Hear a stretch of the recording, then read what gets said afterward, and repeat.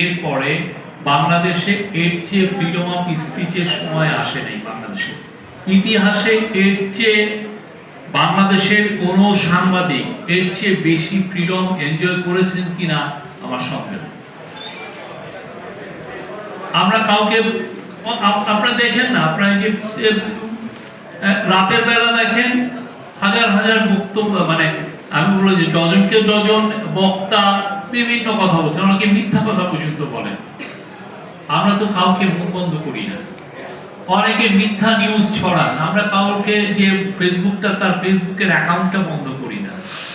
অনেকে আজে বাজে কথা বলেন, অনেকে মিথ্যা নিউজ শেয়ার করেন।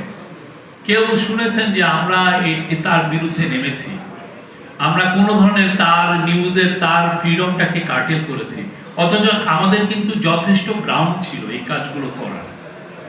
আপনি দেখেছেন যে গত যে 2018 সালে যখন অক্টোবর 2018 ডিজিটাল সিকিউরিটি অ্যাক্ট করা হলো, ওনারা কি বলেছিলেন যে না, ডিজিটাল স্পেসে খুবই ওইটাকে সেফ রাখার জন্য আমরা এই লটা করছি।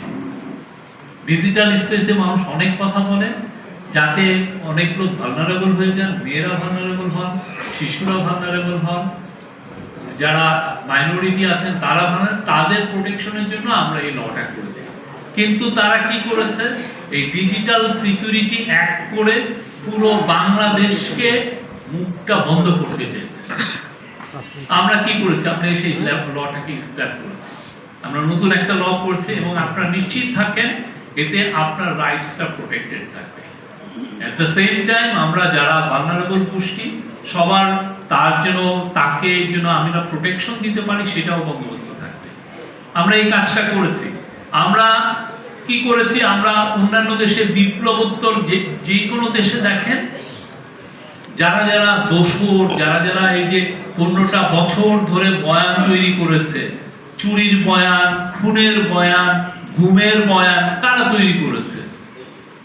একটা গুম হয়েছে দেখে আপনার তখন মনে আছে কিনা যে তখন অনেক সাংবাদিক ওইটাকে জাস্টিফাই করেছে। একটা এক্সট্রা জুডিশিয়াল কিলিং হয়েছে, এটাকে জাস্টিফাই করেছে।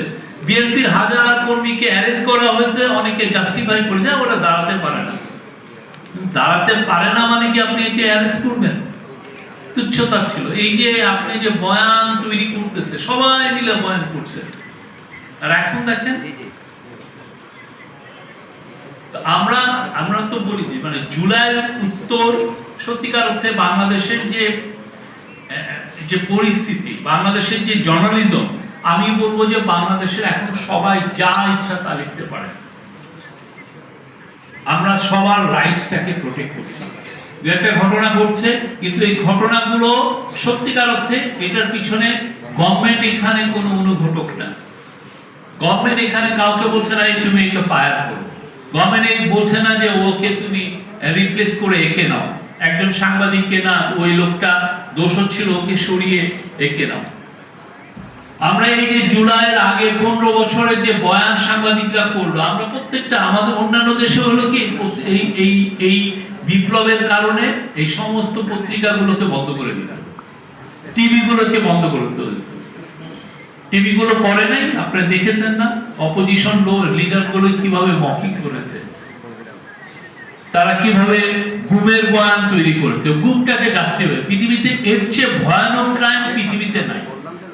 আপনাকে এইখানে এতগুলো লোক, এর মধ্যে যদি একটা লোককে গুম করা হয় সবাই সাইলেন্ট হয়ে যাবে। গুম করার মানে হলো সোসাইটিকে উপরে আপনি একটা ভয়ের চাদর দিয়ে সোসাইটিকে আটকিয়ে রাখা। একজনের গুম করা মানে পুরো বাকি আর কোনো কথা বলতে পারবে না। একজনের এক্সট্রা জুডিশিয়াল কিলিং করা মানে হচ্ছে বাকি একটা লোক কথা বলতে পারবে। এই বয়ানগুলো, এই যে এই কাজগুলো যে গভর্নমেন্ট ঠিক করছে, তখন কারা তৈরি করেছে? তখন